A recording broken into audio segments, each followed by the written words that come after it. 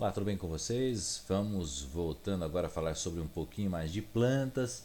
Paramos na aula presencial da semana passada falando sobre as estruturas e a classificação desse grande grupo das famosas angiospermas. E agora nós vamos continuar um pouquinho falando no decorrer dessa aula da estrutura principal reprodutiva deste grupo, que é a flor, né, para que possamos falar do fruto daqui a algumas aulas. Falaremos de mecanismos pelos quais esses indivíduos do grupo das angiospermas tiveram que fazer para ganhar uma grande gama de indivíduos para levar o pólen de uma planta para outra, permitir variabilidade genética, tudo isso envolvido com a questão reprodutiva e a conquista cada vez maior do ambiente aeroterrestre, né?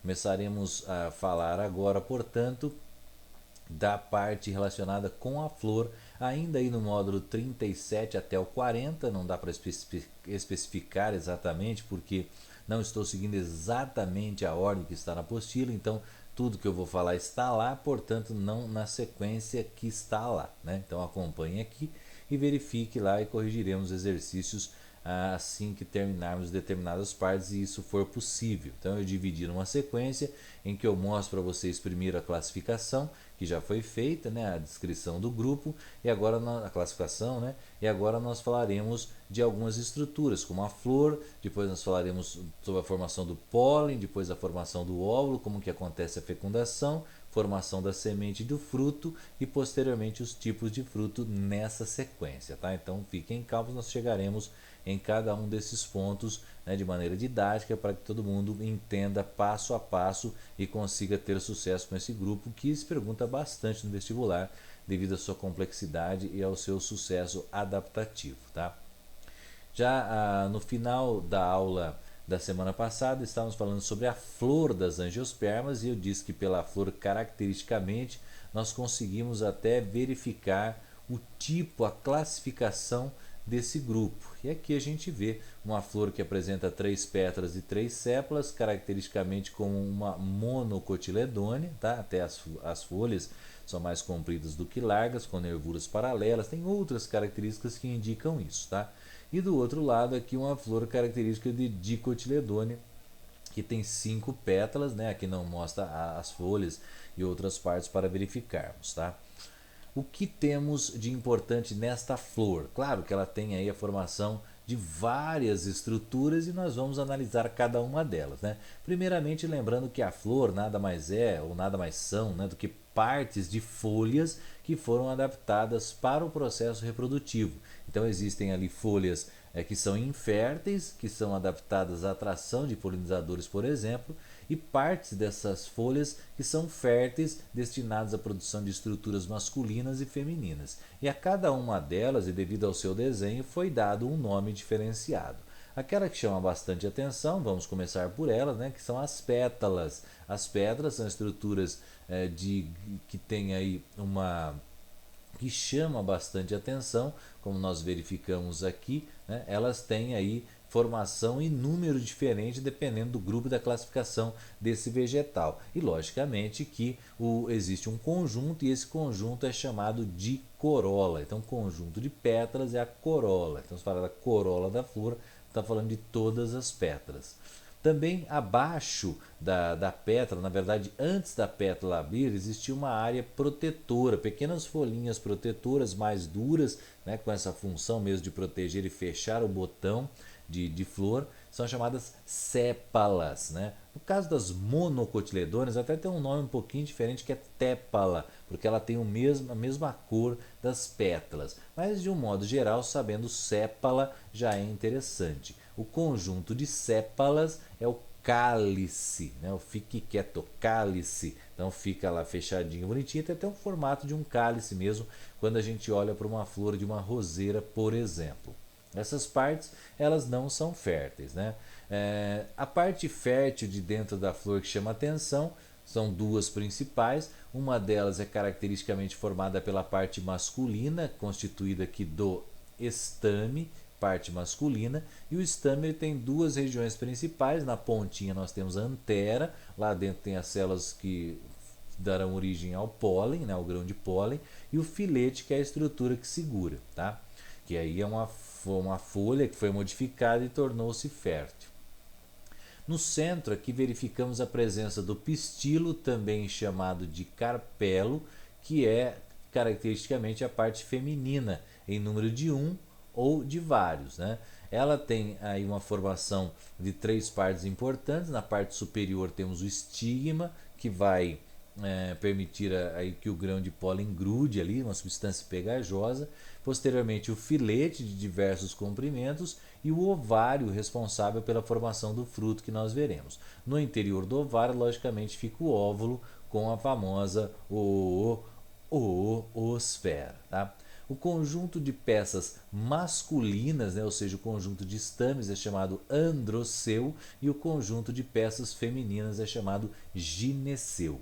Temos também aí outras peças bastante interessantes, que é a parte que recebe todas as peças florais, chamadas de receptáculo floral, e a parte ou o pezinho que segura tudo, que recebe o nome de pedúnculo floral, pezinho da flor. Né? Isso aí tem importância quando falarmos né, de algumas partes formaduras de frutos, isso aí está relacionado com isso. Algumas flores ainda têm a presença, e aqui não está relatado, a presença de algumas estruturas aqui secretoras de uma substância que nós chamamos de néctar, uma substância atraente, né, porque é bastante açucarada e que acaba atraindo os seres, né, para fazer, aí nós veremos daqui a pouco, o processo de polinização, que é uma das ideias da flor chamativa, né, a atração de animais polinizadores. Tá? Então, os nectários são bastante importantes, eles devem ficar lá no fundo para forçar o animal a colocar a cabeça, toda a sua estrutura e acabar se sujando com o pólen e, consequentemente, fazendo a transmissão desse pólen de maneira cruzada, aumentando aí a probabilidade de fecundação com genes de outras flores, de outras plantas, logicamente que da mesma espécie, aumentando assim a variabilidade genética. Então é uma fanerógama e tem essa flor toda chamativa, toda típica, adaptada ao processo de polinização também. Claro que existem flores que não têm várias dessas peças florais, inclusive tem flores que não têm pétalas, tem flores que não têm sépalas, tem flores que só têm parte masculina, tem flor que só tem parte feminina, mas essa flor aqui é uma flor completa que tem todas as partes, né? Inclusive as duas peças masculinas e femininas, portanto uma flor monóica ou hermafrodita. Tá? Muito bem. Qual é a função então básica da formação e de se ter uma parte tão que se gasta tanta energia para elaborar que é a flor, né? Então o sucesso aí de tudo isso e a vantagem disso é melhorar o processo de polinização, que no grupo anterior era feita apenas pelo vento. Então a polinização, que nada mais é do que a transferência do grão de pólen da parte masculina da flor para a parte feminina, de preferência de outra flor, ela é o processo que traz aí um sucesso evolutivo muito grande e uma variabilidade genética bastante interessante para esses grupos, como a gente verifica, né, nesses desenhos mostrando aqui. No caso, a autopolinização, né, que acabou ficando um pouco escura aqui, a autopolinização, e no caso do outro lado aqui, a polinização chamada de polinização cruzada, onde você tira de uma flor e acaba levando até a outra. Quando a gente fala em plantas, as adaptações são interessantes. Por exemplo, muitas plantas preferem a autopolinização. Por quê? Não é necessariamente que elas preferem, mas é que elas vivem em ambientes cuja presença de insetos, pássaros ou outros animais que são polinizadores, eles não existem ali naquela região, são muito raros. Então ficar dependendo disso pode gerar a extinção da espécie. O que ela faz então? Um investimento em autopolinização. Algumas flores, por exemplo, como aquelas estudadas por Johann Gregor Mendel, né, o famoso Mendel, ela tinha o mecanismo de autopolinização já presente nela, tanto que F2, né, a segunda geração de Mendel, era feita por autopolinização, autofecundação e não fecundação cruzada, que era ele que tinha que fazer em F1, pegar flor que tinha uma característica de uma ervilha e levar até a outra. Então a ervilha caracteristicamente tem até pétalas que fecham a parte masculina e feminina juntas para poder fazer o processo de autopolinização. Então, por isso que é preferido em alguns momentos, em alguns ambientes. Então, não dá para falar que só porque aparentemente é desvantajoso que não ocorre. Sim, ocorre em condições adequadas. Na maioria das vezes, nós vamos encontrar alguma maneira de barrar a autopolinização. Então veja aí que aí nós temos pelo menos 5 nomes em vermelho que dão nome para o tipo ou o jeito pelo qual a planta evita a autopolinização. Mais do que guardar esses nomes, nós devemos entender primeiro o que é uma flor, as suas estruturas, para poder entender o que ela está fazendo aqui e posteriormente, se possível, né, assim guardar os nomes, né, desses mecanismos, que cai até menos no vestibular o nome exatamente, mas sim o porquê ela faz isso e como ela faz isso, né, para você identificar. Então, processos como autoesterilidade, que é o primeiro que está sendo colocado ali, é um processo um tanto quanto, vamos dizer assim, bioquimicamente avançado, porque eu tenho que ter uma sensibilidade para perceber que aquele pólen pertence à minha própria flora, à minha própria estrutura e rejeitá-lo, não permitir ou que forme o tubo polínico até que fecunde. Então a autoesterilidade é uma coisa muito complicada, né? Gerando aí incompatibilidade entre pólen e a planta, né, a própria planta. Então veja que é bem avançado este método, mas ele existe e é detectado em muitas espécies de plantas. Autoesterilidade, esterilidade ao próprio pólen.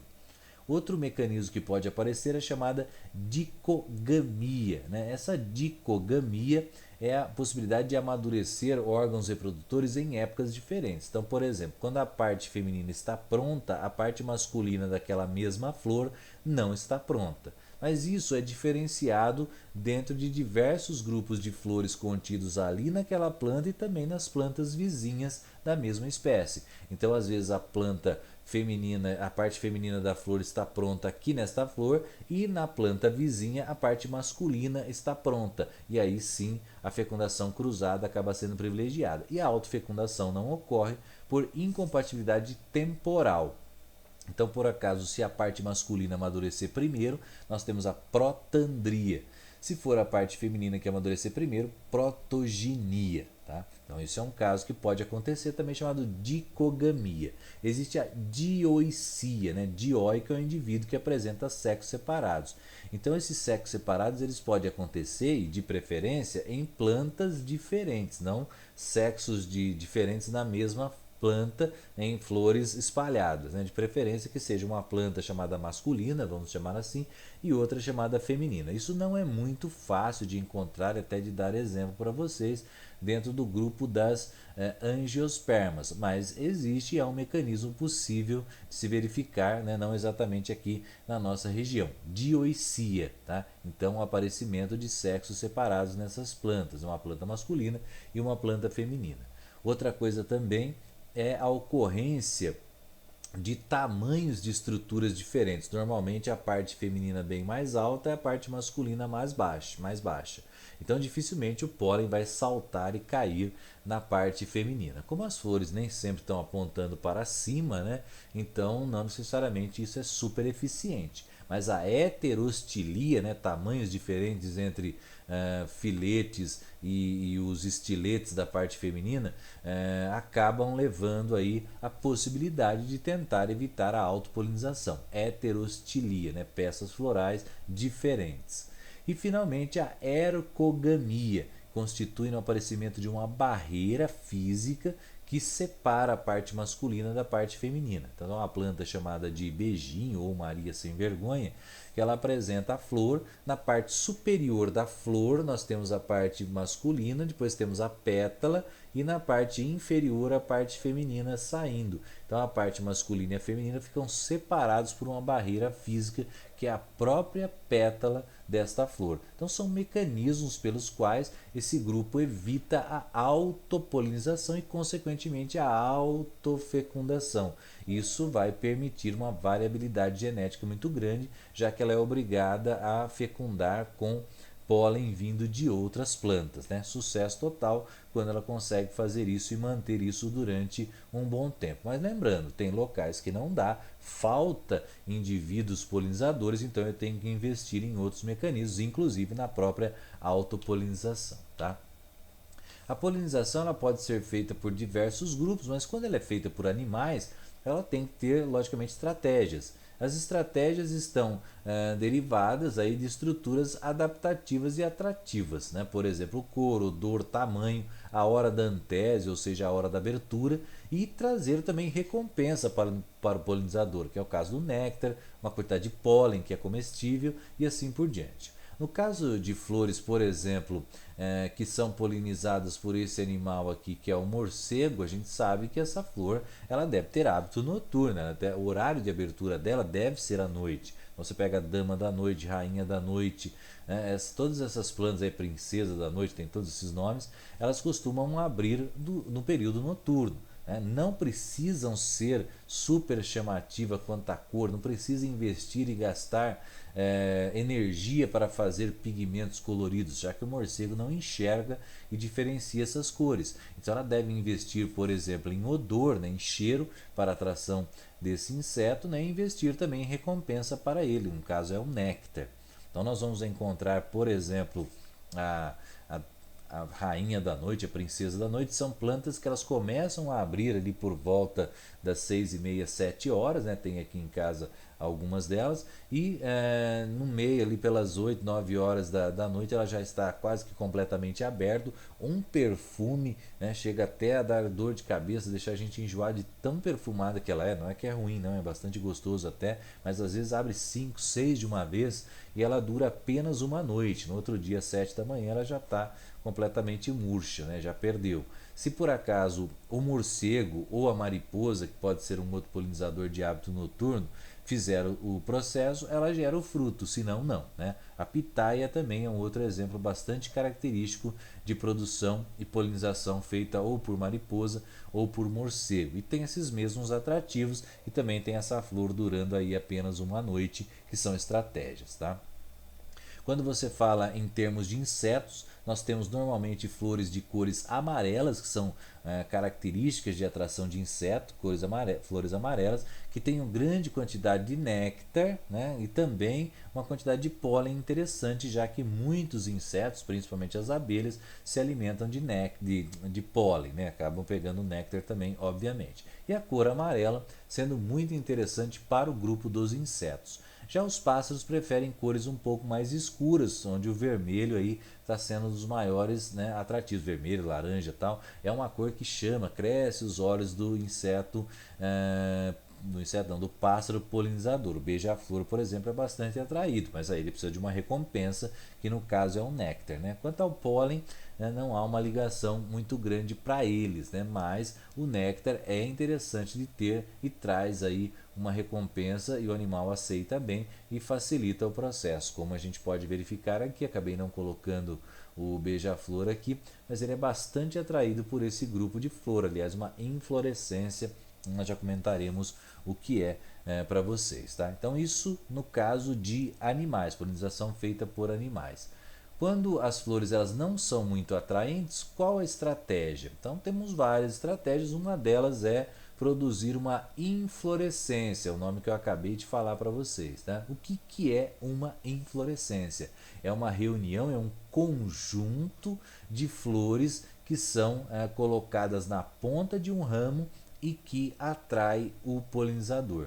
Então ele poderia ser apenas uma flor, no caso da lantana, que aqui está bastante ampliado, mas é uma flor bastante pequenininha, uma só talvez não fizesse nenhum tipo de atração, mas quando elas são colocadas em conjunto, elas acabam tendo sucesso em atração do polinizador. Outra do lado aqui, bastante típica do cerrado brasileiro, é o barbatimão, né? Aqui nós temos o fruto do barbatimão, que é uma leguminosa, uma vagem, né? E aqui a flor do barbatimão, uma estrutura marrom, aparentemente sem graça, mas que tem uma função interessante, uma facilidade muito grande de atrair muitas abelhas, né? Principalmente aquela abelha cachorro, né? Que fica enroscando em cabelo e tal, e que ela não tem ferrão, mas também não produz um mel viável para a gente. Mas ela é atraída aí por esse tipo de planta e poliniza com grande facilidade, tá? Embaixo aí no meio temos a sibipiruna, bastante plantada nas calçadas, faz muita sombra, mas também faz uma sujeira. Na época é uma leguminosa, produz vagem, as vagens caem todas torcidas, a gente pisa, faz creque e tal.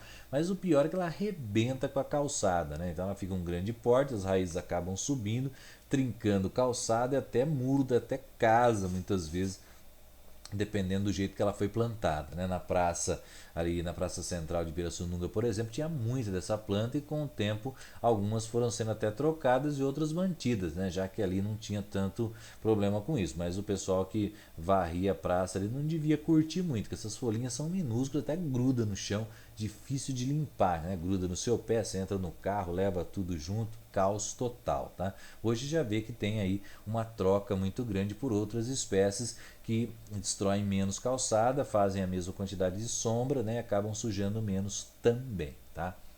Outro caso que verificamos também é a presença dessas flores diferentes, são chamadas espádices. Aqui na região central nós verificamos a flor. Então a flor é só isso aqui no meio. Não atrai nenhum tipo de polinizador com essas características. Porém, existem essas folhas modificadas, coloridas, chamadas brácteas. E essas brácteas é que acabam trazendo e atraindo de longe o polinizador.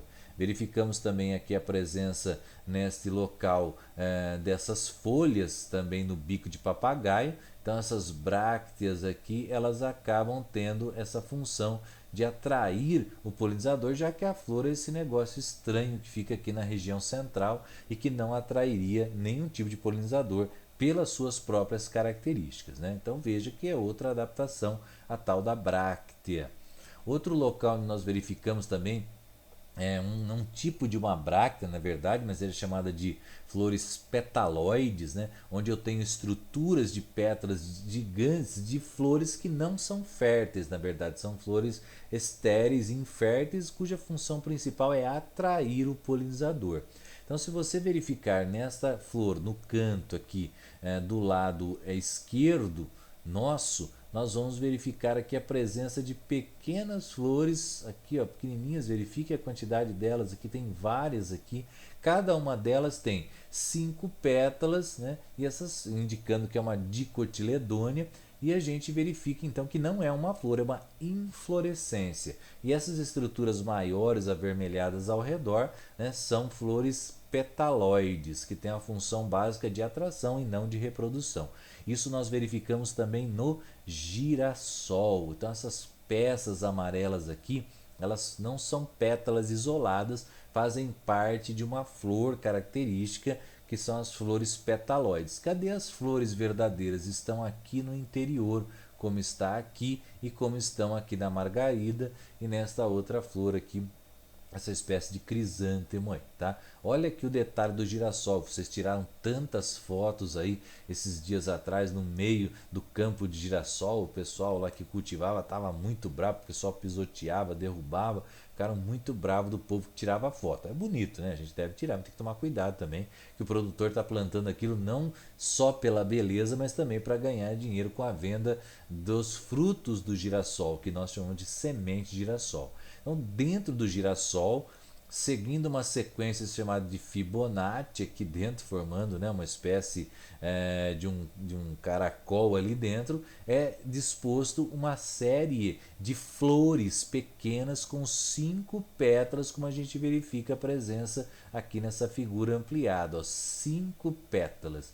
5 pétalas e um monte de flor no interior do girassol. Cada uma delas está associada a um ovário que vai dar origem a um fruto seco, que geralmente ele tem a cor ali meio acinzentada e branca, que nós chamamos de semente de girassol. Na verdade é o fruto, a semente fica dentro, é bem molinha, tenra, aliás até bastante gostosa de se comer, né? O passarinho que não é bobo nem nada, ele joga fora a parte seca e come só o interior, que é a semente. Então o girassol é uma inflorescência, tá? E essas partes amarelas, essas brácteas amarelas, fazem parte de uma flor que ela é estéril, que ela é infértil. Então estamos vendo aqui ó, as flores petaloides, que são estéreis, né? Portanto não tem função reprodutiva, só atrativa, e no interior aquele monte de flores hermafroditas que fazem aí o processo de formação do fruto, que será tema de uma outra aula mais à frente. E as flores que não têm nenhum tipo de atrativo, por quê? Você verifica uma flor que não tem pétala, não tem sépala, não tem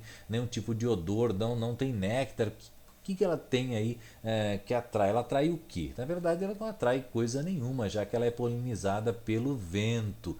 E o vento não está nem aí, né? Se tem cheiro, se tem cor, nada disso. O que precisa ter ali para se ter vantagem é uma grande quantidade de pólen. Assim aumenta a probabilidade de fazer o processo de polinização.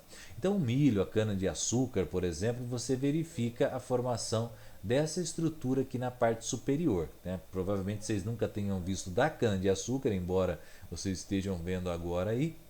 Ela é evitada porque quando a flor aparece, perde muita qualidade do produto e aí a quantidade de açúcar diminui, o rendimento é menor. Então eles evitam deixar chegar até esse ponto reprodutivo. Mas se você deixar uma cana chegar até o ponto de reprodução, você vai verificar a presença dessas plumas que saem em cima dos pés de cana e que na verdade são flores, né? Isso verifica-se no milho também, né? Já que só que o milho tem uma diferença que ele tem a flor masculina formada em cima e a flor feminina embaixo, que nós chamamos de espiga, né? Um tipo diferente aí de flor feminina embaixo, masculina em cima. O trigo também, essa estrutura que verificamos, que é bastante usada para enfeitar os buquês de rosa, né? Quando estão secas, você verifica aí a presença da flor do trigo, também nada atrativo, mas a polinização é feita pelo vento. E a flor da grama também colocada aqui para a gente verificar, né? Quando você pega, por exemplo, a grama ali no pasto, né? Você verifica a presença das folhas das gramíneas e tal, aquele matinho. De repente ele solta uma haste aqui na parte central e uma estrutura semelhante, parece uma letra T, olhando de longe, né? E você olha de perto e verifica exatamente isso que está colocado aí na figura, né? Que é a flor da grama. E dá para verificar esses pontos amarelos, que é a região produtora de pólen, tá? E as outras partes, né, femininas, não dá para ver muito bem nesse aumento, mas dá para perceber essa parte mais embauladinha aqui atrás, né, que é grandinha aqui, estufadinha, onde está o óvulo que vai dar origem à semente ali dentro. E o fruto ao redor, que é um fruto seco, que a gente vai chamar de casquinha só, mas na verdade é um fruto seco que existe ali. Então o painço, o alpiste, o arroz, eles são produzidos desta maneira também, né? Algumas dessas gramíneas, né, são muito usadas, dessas flores, depois que elas dão os frutos e secam, o pessoal arranca, corta e amarra para fazer a vassoura, aquela vassoura de piaçava, o pessoal faz e vende em feiras. Elas são feitas com as flores, inclusive até já com frutos desse tipo de planta. Então verificamos aí a presença da flor e na grama também, né? Eu gosto de falar e estou colocando foto agora, porque eu somente comentava antes e uma vez caiu no vestibular, né? Quem lembrou quando eu falei, acertou. Quem não lembrou achou um absurdo que a grama tivesse flor, mas como eu estou dizendo, ela tem, mas não é nada atrativo, porque o vento não está nem aí se ela é colorida, se ela tem cheiro ou qualquer coisa do tipo, tá? Então, muito bem, vemos outra adaptação aí. Quando a gente fala, então, de polinizador, nós verificamos a presença de diversos tipos. E por ter vários tipos, que aliás é um dos sucessos desse grupo de planta, nós vamos encontrar aí também nomes específicos, né? A biologia gosta de nome e nós temos nomes para isso também, tá? Antes de falar dos nomes, olha, vamos ver o detalhe aqui desta linda abelhinha, olha aqui a abelhinha. Esta abelha, ela está aqui, olha só essa parte amarela que ela está carregando aqui. Esta região onde ela tem uma polínia, né, no último par de patas desse inseto tem uma série de pelos e esses pelos ficam repletos de pólen que ela guarda para levar para comer. Aliás, elas se alimentam disso, né? Então ela guarda, né, come também, pega um pouquinho de néctar que ela vai regurgitar lá na colmeia para fazer o mel, tá? E leva o pólen. Mas como ela passa de uma flor para outra para encher essa polínia, ela acaba sujando, né, entre aspas, levando esse pólen de uma flor para outra. E se elas forem incompatíveis, logicamente ocorrerá a formação do tubo polínico e a fecundação. Aqui no caso também verificamos a presença do Batman aqui, ó. Não é o Batman, né? Mas é o morcego. o morcego aqui de uma flor que provavelmente se abre durante a noite, deve ter um cheiro um tanto quanto agradável ou exagerado para atrair esse morcego e uma grande quantidade de néctar. Conforme ele vai até ali, esses pelos, né, típicos de mamíferos vão ficar todos sujos de pólen e aí quando ele passar para outra flor ele vai acabar levando e promovendo a polinização. Quando a polinização é feita pelo vento, nós damos o nome especial de anemofilia. Então, anemo-vento. Quando eu tenho a polinização feita por inseto, entomofilia, entomos, inseto.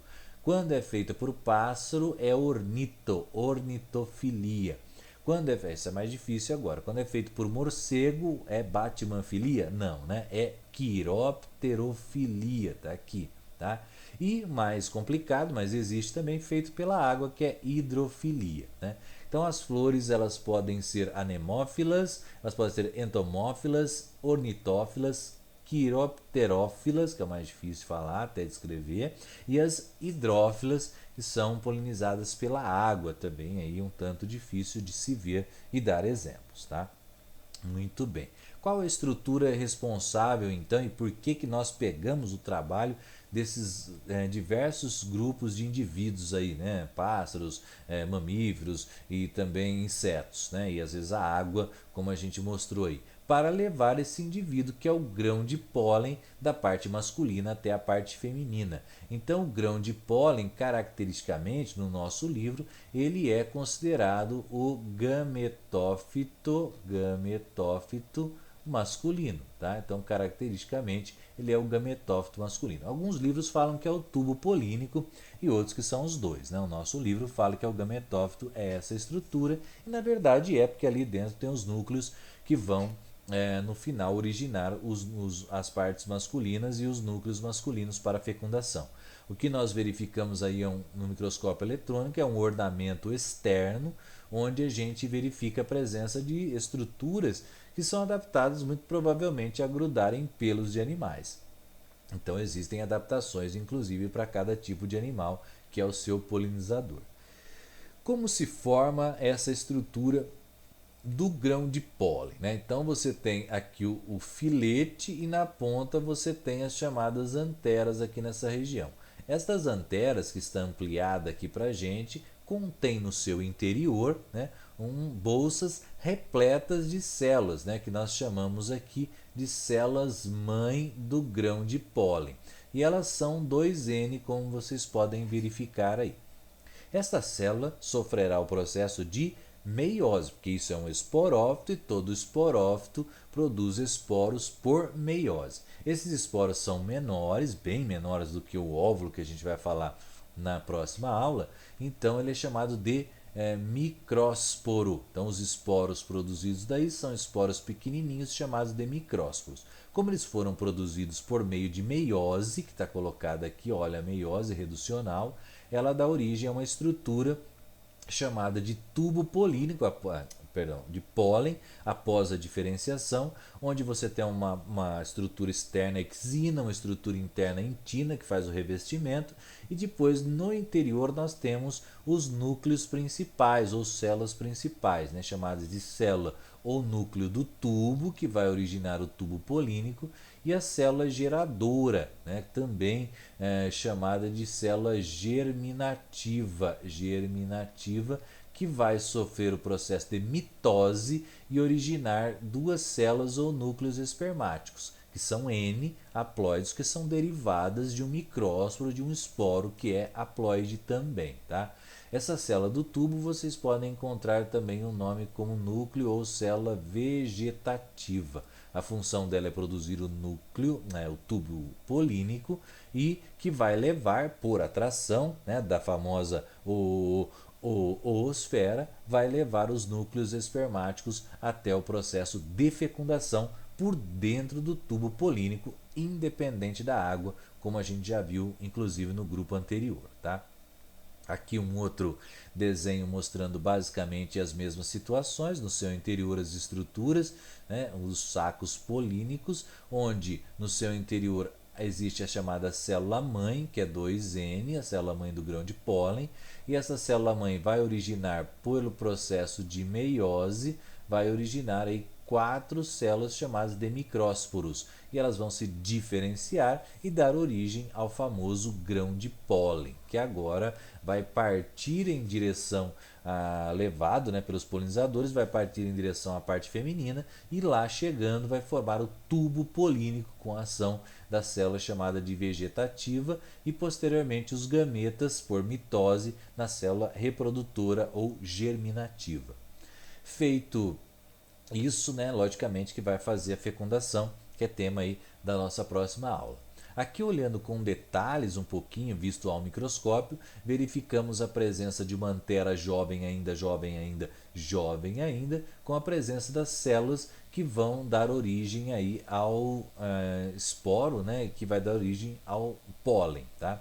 Aqui a célula mãe vai sofrer o processo de meiose, todos esses fatores que eu disse vão acontecer até a formação do pólen, como nós verificamos aqui a presença de vários pólens, né, aqui nessas regiões dentro da antera. A parte mais fina da estrutura que está aqui, conforme vai secando essa antera, isso aí acaba se desprendendo e abre-se um buraco, portanto, para a saída do pólen por essa região, que vai para o pelo de um animal, para a pena de um animal, para a polínia de um inseto, ou simplesmente é levada pelo vento ou pela água, tá? Quem tem as ite da vida, né, as rinite, sinusite, adora essa época em que o pólen sai em grande quantidade, quase não ataca, né, a sua zite, tá? Muito bem. Analisando do ponto de vista externo agora, né, verificamos que diferentemente daquela coisinha que nós estudamos, né, antes das férias aí, que era o tal do pólen, que tinha parece aquelas orelhinhas do Mickey, que na verdade são sacos aéreos, que tinha a função de aumentar a superfície de contato para ser levado pelo vento. Agora nós temos um monte de opções de polinizadores, portanto temos um monte de opção na exina, na parte externa, para acabar grudando, aderindo à pena, ao pelo, né, às políneas ou até ornamentos para serem levados pelo vento, facilitando aí o processo de polinização, facilitando o carreamento, o carregamento inclusive do pólen da parte masculina até a parte feminina. E dentro dele tem um pacotinho ali de genes que será levado para fecundar a próxima e gerar a próxima geração de indivíduos desta espécie, tá? Aqui em corte a verificação de um pólen, então aqui a gente verifica bem um pólen, parece um ciclope sorrindo, né? Você falando, escrevendo ao mesmo tempo, escreve errado, né? Então temos ali um ciclope sorrindo, né? Aqui para mim é isso aí. E finalmente dá para verificar a presença, né? Essa seta que está um pouco errada, né? Tá? Aqui o núcleo vegetativo e o núcleo germinativo, também chamado de núcleo do tubo, núcleo vegetativo, e aquele que vai dar origem aos gametas masculinos, que é o chamado núcleo germinativo. Tá? Então dá para ver bem a presença dessas duas estruturas ali. Quando cai na parte feminina, a exina e a entina vão se romper e aí o tubo polínico vai sair em algum canto aqui para levar os gametas no local de destino. Aqui dá para ver o ornamento externo desse tipo de pólen, externamente, que tem provavelmente uma adaptação aí para o tipo de polinizador, para grudar, ser levado pelo tipo de polinizador adequado, tá? Em detalhes aqui agora, né, esse daqui é o pólen na parte superior, apesar de parecer uma semente, isso aqui é o pólen. O pólen, ele ao cair na parte feminina, ele vai originar o chamado tubo polínico, que está aqui, ó, tubo polínico. Germina e durante a germinação do tubo polínico, o núcleo do tubo vai na frente, orientando este crescimento em direção à famosa oosfera, e no meio do caminho, descendo junto ali, um processo de mitose acontecerá e formará dois núcleos espermáticos N. E os dois núcleos espermáticos N vão fazer aí o processo de fecundação, tanto um quanto o outro, originando estruturas diferentes e serão responsáveis pela dupla fecundação, que eu falei lá no começo da aula da semana passada e que é muito importante dentro desse grupo, porque é uma das características e fala-se muito em vestibular, quando fala julgue as questões abaixo sobre angiospermas, certeza que vai ter uma falando sobre dupla fecundação, formação de gametas de embriões, né, 2N e 3N e tal, e que são importantes, né? O endosperma 3N com metabolismo um pouco mais arrojado, um pouco mais acelerado e facilitando o processo inclusive de germinação da semente e, lógico, a conquista e o ganho, né, na disputa com outros tipos de plantas que estão ali crescendo. Então veja que tem aí toda a demonstração, toda a importância desse grupo, tá? Portanto, vimos até agora a estrutura reprodutora principal, que é a flor desta fanerógama, vimos todo o processo elaborado pelo qual a planta tenta evitar a autopolinização, né? E quando não for possível, faz a autopolinização, que é melhor reproduzir e deixar descendentes, né, do que simplesmente não reproduzir. Vimos as estratégias dos diversos tipos. Vimos também as partes e configurações de cada flor, desde aquela flor completa, toda elaborada, até as flores que não têm pétalas e nem sépalas, como a flor da grama, por exemplo. Nenhum atrativo característico, mas ela tem um polinizador, que é um polinizador que não liga para isso, que é o caso é o vento. Vimos também a diversidade muito grande de polinizadores, né? Pássaros, insetos, morcegos, até inclusive a água e o vento, tudo isso contribuindo e contribuiu, né? Aliás, contribui até hoje para a expansão do grupo das angiospermas como principal grupo de plantas presente hoje, tanto em número de indivíduos quanto em sucesso adaptativo nas diversas partes do planeta Terra. Nas próximas aulas ainda continuaremos estudando esse grupo, que é bastante longo, como eu falei para vocês, mostrando a formação da parte feminina, a fecundação, formação do embrião, né, ali, formação do fruto e os tipos de fruto e as suas adaptações para espalhar essa semente. Mas isso é tema das próximas aulas, certinho? Beleza? Até lá, voltaremos depois com as partes femininas e a formação da famosa oosfera. Até lá, bye bye.